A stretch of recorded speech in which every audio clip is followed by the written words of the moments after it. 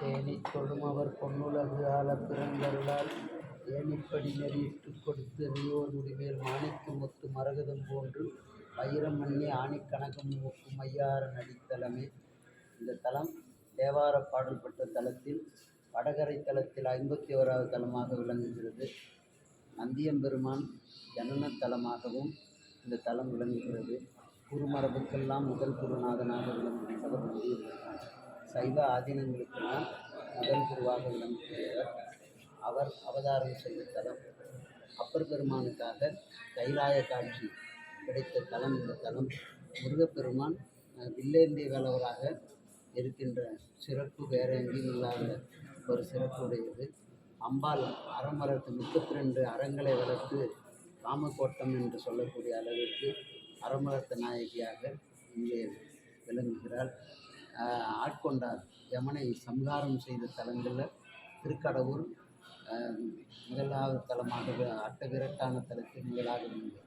இந்த தலத்திலே சுசீரதன் என்கின்ற ஒரு பிராமண சிறுவனுக்காக இறைவன் தானும் செய்வார், தன்னுடைய அருளை பெற்று ஒரு வேலைக்காரர்களை அனுப்பியும் செய்வார்கள். அதே போன்று இங்கே துவாரபாலகராக விளங்குகின்ற ஆட்கொண்டாரை கொண்டு யமனை சம்ஹாரம் செய்த தலம். வேறு எங்கேயும் இந்த குங்குளிய புகை போடுகின்ற வழக்கு இல்லை. இந்த தலத்திலே அது இருக்கிறது. அங்கே குங்குளியம் போடுகின்ற போது அந்த புகை கூட தெற்கு நோக்கி போகின்ற பாங்கு இங்கே அறியலாம். எவ்வளவு மழை பெய்தாலும் கூட அந்த இடத்தில் நெருப்பு உண்டாகிக்கொண்டே இருக்கிறது. அது ஒரு அதிசயமானது. அதே போன்று சப்தவழி பிரகாரம் வேறு எந்த தலத்திலும் இல்லாத ஒரு பெரிய சிறப்பு.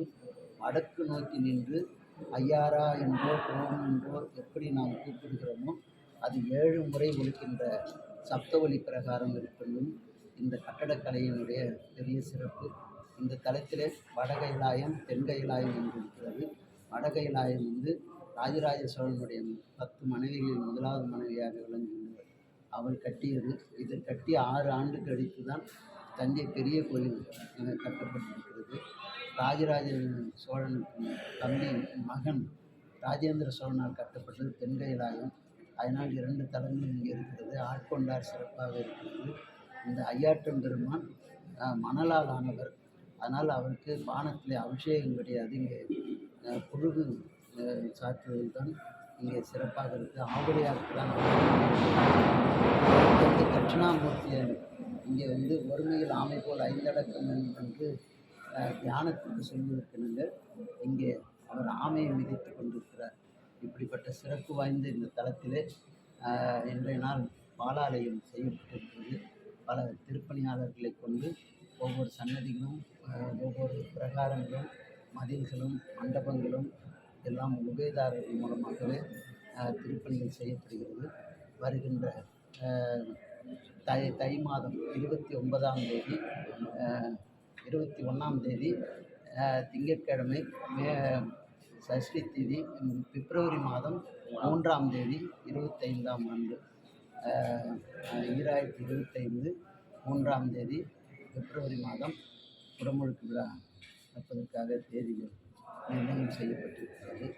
அன்பர்கள் அனைவரும் திருப்பணியில் பங்கு கொள்ளவும் கும்பாபிஷேக விழாவில் கலந்து கொள்ளவும் திருப்பணிக்கு எவ்வளோ மதிப்பீட்டில் ஒரு 2 கோடி ரூபாய் மதிப்பு. போன தடவை நல்ல செம்மையான திருப்பணியாக செய்யப்பட்டதுனால இப்போ மராமத்து மட்டும் பார்க்க வேண்டியதாக இருக்கிறது. வாட்டர் கேட்கரை செய்து இந்த அரசு அனுமதிகள் எல்லாம் பெறப்பட்டிருக்கிறது. தொடர்ந்து